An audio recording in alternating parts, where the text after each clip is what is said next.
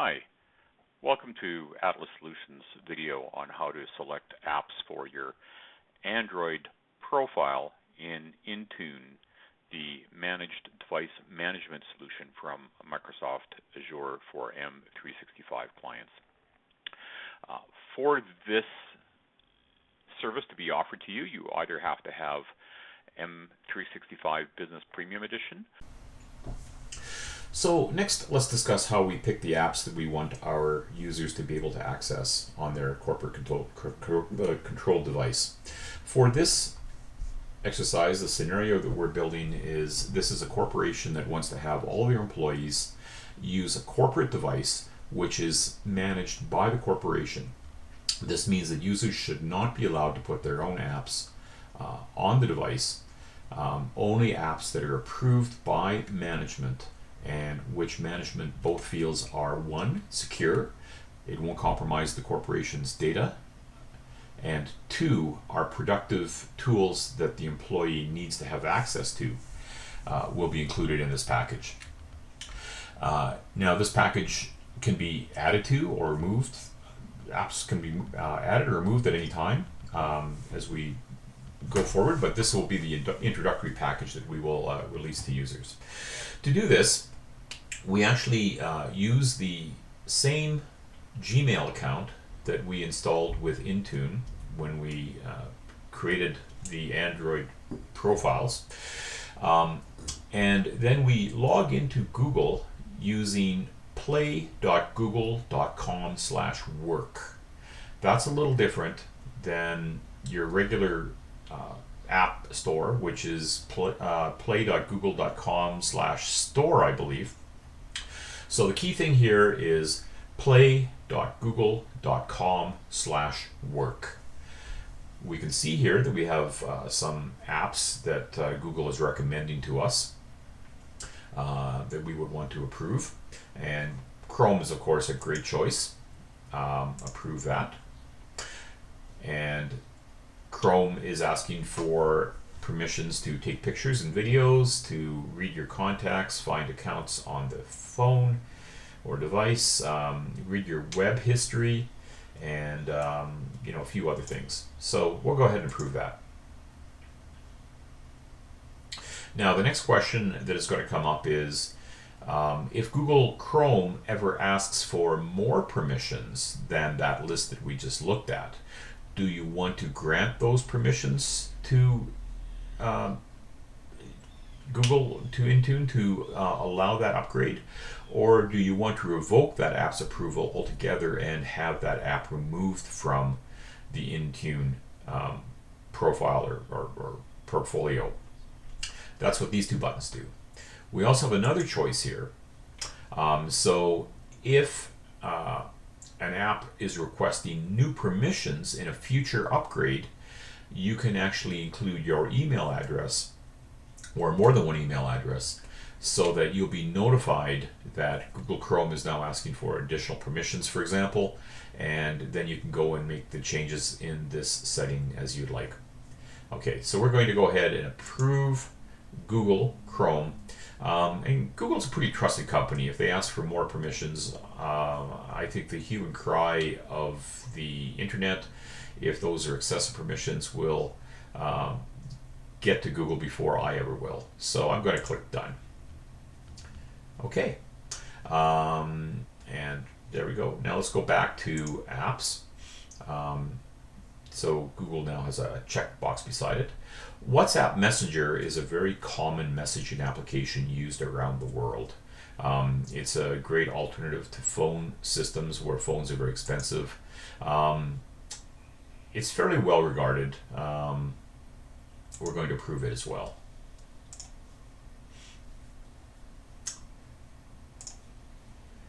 Okay.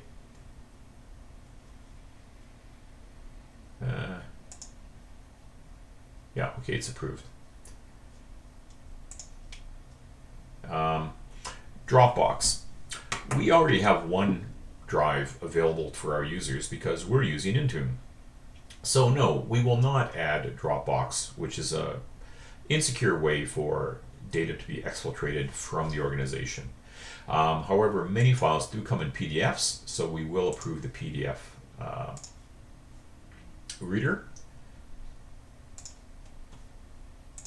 And again, LinkedIn, Slack, Evernote. We have OneNote available within Intune. Evernote would be useful if we wanted to store notes in a way that both Mac and iOS devices can use as well. And then we have some configurable apps. Now, these are configurable because they allow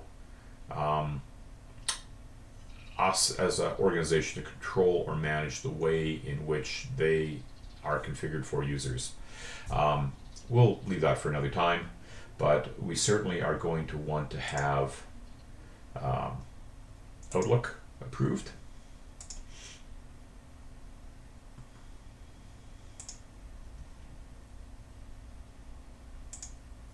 We're going to want to have Microsoft Word approved. Again, because we're in a Microsoft world here. That's why we picked Azure, and that's why we picked M365, and that's why we're now picking Intune. And of course, we'll need Excel approved. Done.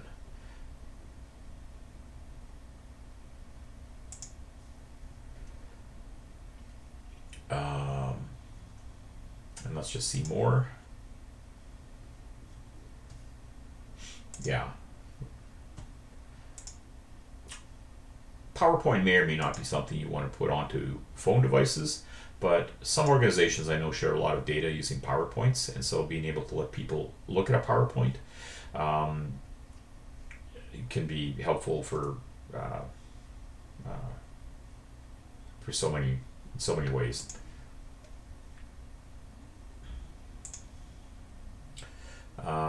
And OneNote. OneNote is a very cool note-taking device. If you're not used to OneNote, then I recommend you check it out. I also have a friend, Connie Clark, who's written a book on OneNote, and you may want to get that book because it is such a powerful tool that can make life so much easier for so many people. So here's all the apps we have built up right now, and we can keep going on that, but it gets a little tedious to add all these apps after each other, so we'll just leave it at this point for now. You get the idea. You will need to customize this list for your own uses. The Microsoft Authenticator is a very important piece of this entire Intune environment, and so it will come built in. And there we go. That is how we pick the apps from the store that we want to have available to us. So next, let's go to the Intune portal, which we can get to by logging in with our Microsoft administrator credentials to endpoint.microsoft.com. Here we will pick the apps, and we will choose Android. Notice there's only 4 apps in here. We just picked a whole bunch more from the store. There's another way of adding apps to our environment, and these are the 4 that Intune requires you to have. But let's click Add, and we're going to pick, and we can see we have exactly the same sort of portal here. But let's just sync these up. So I click the sync button, and we should now see this list grow. Yes. Okay, so it now has all of the apps that we previously shopped for by going directly to the Play Store. Or we could do it here too. It's the choice is yours. If you wanted someone to be able to pick the apps but not give them full administrator rights to the Intune portal, then the way we did it would probably be the safer way to do it. If the person is an Intune administrator, which you can assign to a particular user, you don't have to give them the access to all of your Azure platform. But if you give somebody access as an Intune administrator, they can add those apps as well. So anyway, And so we have them in the platform now, but they are currently unassigned. So let's, again, it's a bit of a tedious sort of process here, but we can pick the properties. We can edit the assignments. Okay.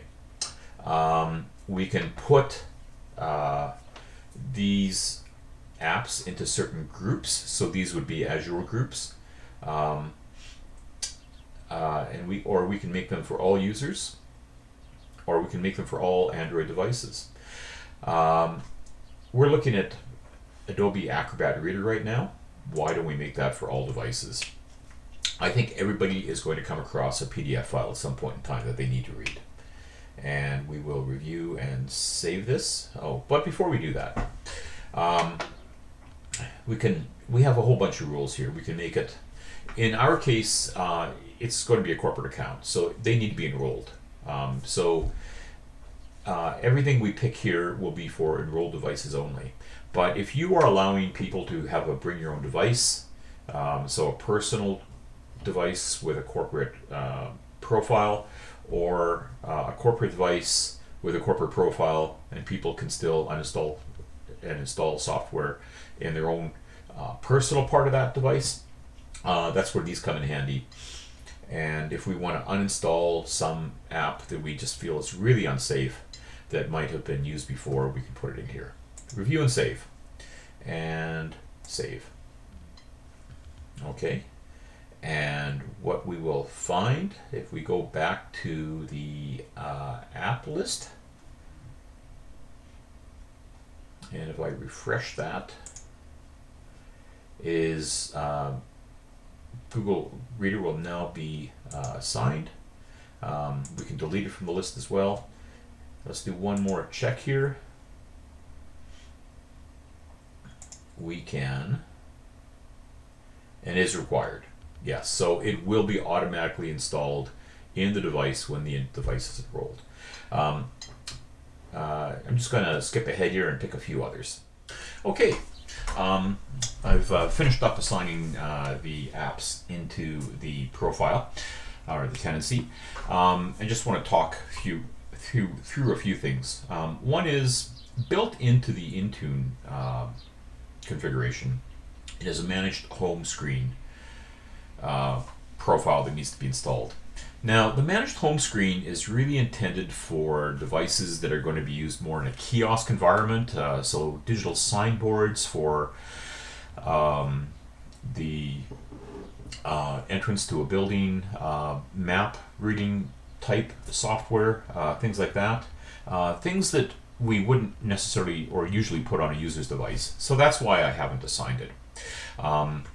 And I also want to take a look at a couple of applications. So for instance, let's look at Microsoft Excel, so the spreadsheet software. Now, Excel is a pretty common piece of software, but maybe not all of your users need to have Excel installed. If somebody isn't actually ever working with numbers, they don't really need it. So if we look closely, so I've opened the properties of Excel, and I'm going to go to the assignments. And notice that here we did not put it in the required field, so it won't be automatically installed on users' devices. Instead, I put it in the enrolled devices section. And so it will only be included if the person chooses to take it out of the managed Google Play Store and install it on their device, because they have need for it. If I put it down here, again, this particular user wants to have completely user-controlled devices at a corporate level. But if I put it down here, then it would be available for the user to both install in their corporate environment or container, as well as their personal device, if it's a BYOD device, or in their personal portion of the corporate environment. I want to talk about this for just a moment. If you are giving people the option to have some piece of software such as Microsoft Office, or pardon me, Microsoft Outlook, available in their personal devices, it may be possible for them to log in with their personal device and not have their work email inside the container. So be very, very careful with that. In the case of Outlook, I would recommend that it either is required to be installed into the corporate container, or that it is only available for enrolled devices or the containers on enrolled devices. And I would put it up in this section here. So that said, we are now ready to move on to the next piece. Okay, next let's create a configuration profile for our Android devices. To do that, from the endpoint manager, we're going to go to devices, and we're going to pick Android, and we're going to pick configuration profiles. One of those choices will be create profile. So this is going to be the Android Enterprise platform. Never pick the Android device administrator. That option is being deprecated and will not be supported in future versions of Android. The profile type will be a device restriction. Now, as we cycle through this, you can see there's some comments about what each of these types is. Some of them might be more appropriate to your work environment, but let's make this one device restriction. So we will enable or disable device features, let apps run on dedicated devices, control security, and more. And this profile is for fully managed, dedicated, and corporate-owned work profile devices, which is exactly what we're trying to set up here. Create. We'll give it a name. Corporate controlled device configuration. We can give a description if we are going to have multiple different sort of types of configuration files for all of our fleet. But let's just go next. And here we have some quite a list of options available to us in terms of how we want to manage this. So let's start with general. Okay, if you're configuring corporate work devices, some of these settings will only take effect at the work profile level. This is marked in the setting name. For all other devices, these devices will take effect at the device level. So we're just going to be at the device level that we're looking at.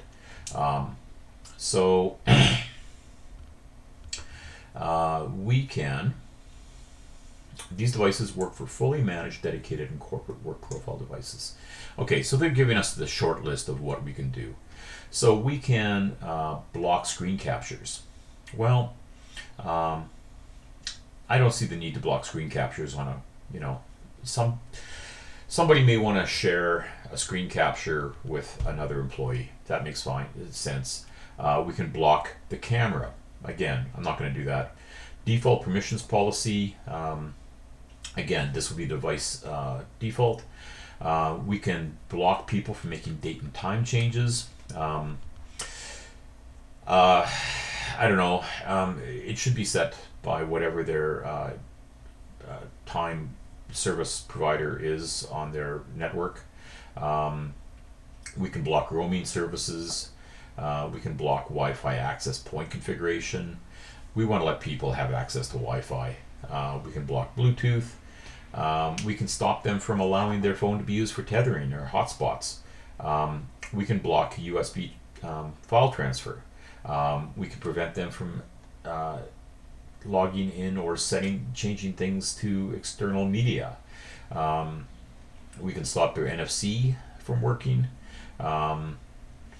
We can, by default, developer settings are blocked, but we could actually allow those settings, and we could turn off their microphone so they can't use it. Factory reset protection emails, and next, and create. Yeah, and there we go. Now, last thing we want to cover is, let's go to Is it endpoint security?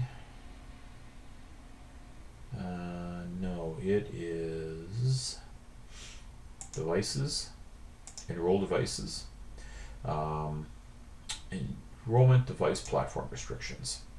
So this is the last sort of key area that I want to cover in this video. So for Android restrictions, we have a list of rules that Intune will look through to see what sort of compliance that particular user and that particular device need to have. By default,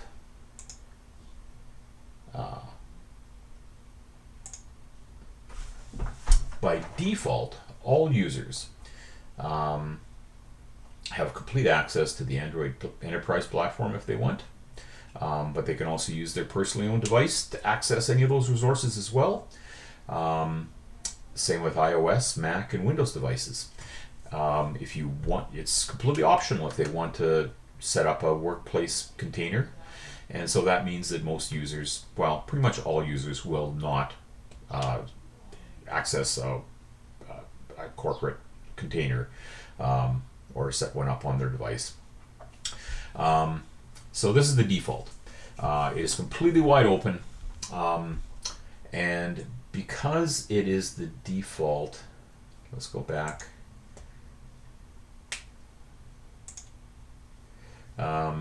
It has the lowest priority. So let's take a look at this rule here. So this is for Android users. Let's look at properties again. So the basic. Oh. So anyone who matches this, or any device that manages this rule set, has access to the Android Enterprise platform, but cannot have a personal profile on their device. We can actually put rules in here so it'll only apply to Samsung devices or Huawei devices or some other manufacturer as well. The Android device administrator, as I mentioned before, is being deprecated, so we're going to block that on all devices. Let's save that. Go back.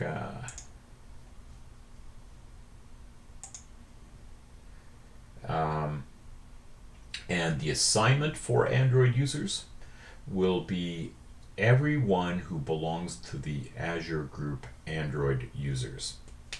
So here is what that will look like.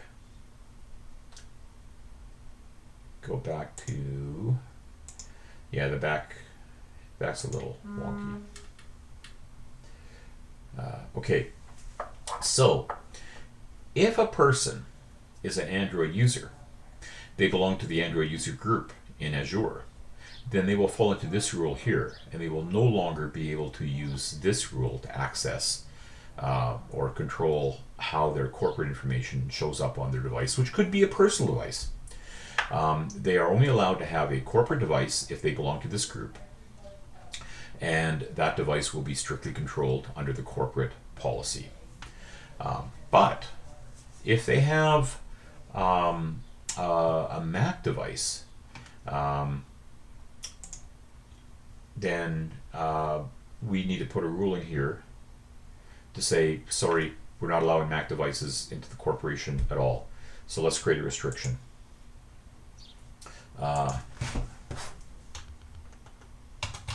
Don't allow Mac OS devices. Well, actually, let's go back and cancel. Enroll device, enrollment identifier. Let's restrict iOS devices. Create restriction.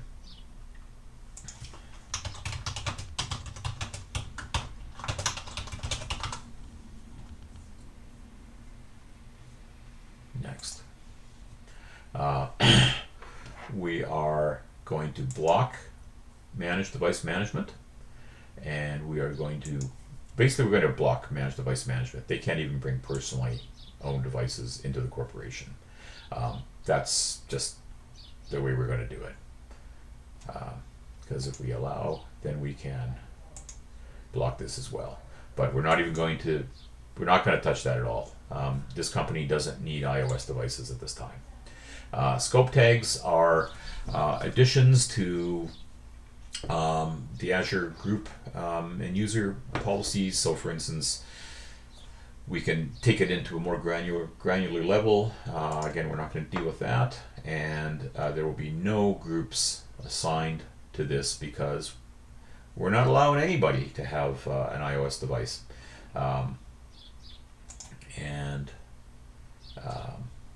Again, there's nothing here to create because we're not allowing iOS devices. And we'll create that rule. So don't allow iOS devices. No. And so no iOS device will ever fall down to the default. That's pretty much it for the configuration for this. Then all we really need to do for the last thing is go to corporate device identifiers. This happens to be my device. This is the EMEI ID for this particular phone. Pardon me, the IMEI. I always get that mixed up. And so if I have, if this phone shows up in Intune, Intune will then identify it and attempt to configure it and enroll it into the portal. That's pretty much all we have to do. Thank you so much. For the last step of this video, let's actually enroll the device into the corporate profile for this business. To that end, I have the device that we entered the EMEI code for earlier, and I've given it a factory reset, which is a requirement for any sort of corporate enrollment of the device. The first thing that will happen when you power up the device, apart from a few hello sort of messages, is it will ask you to connect to Wi-Fi. I cannot show you the device right now because it's in my hand, but I'm going to walk us through setting it up. So I'm connecting it to the Wi-Fi network right now.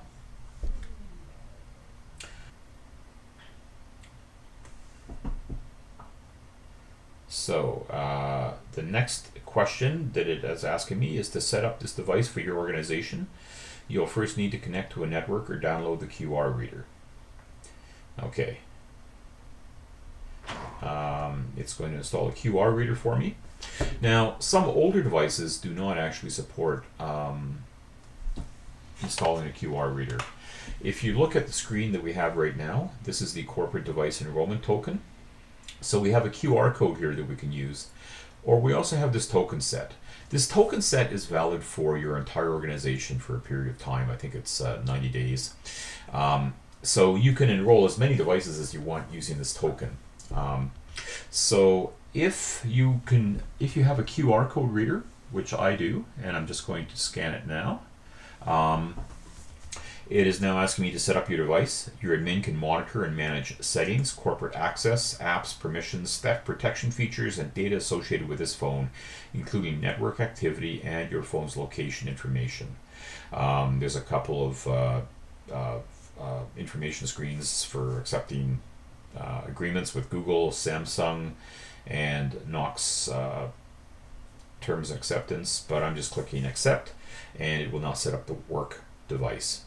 Now, if you do not have a QR code reader on your phone is just too old, or you're not able to download one, whatever the case might be, you will be asked to create a Google account or log into a Google account. If you log into a Google account, or begin to log into a Google account using the ID all lowercase AFW, so Android for work, AFW, so Alpha Foxtrot Whiskey, and then the hash symbol setup, SETUP. That will trigger Google to put you into Intune enrollment on your device. Going back to my phone, it is now working on installing my profile. I'm getting to update my device. This may take a few minutes.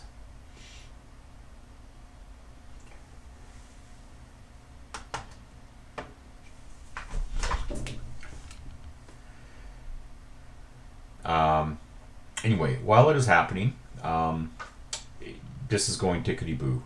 This is exactly the way we want our enrollments to happen. The phone will install the corporate profile just the way we defined it. It will install all the required apps just the way we defined them. And then at some point it will ask me to log in with my Microsoft credentials to this corporation and finish the configuration at that point in time. And at that point it will be a fully locked device that the Intune administrators for this company will be able to manage going forward.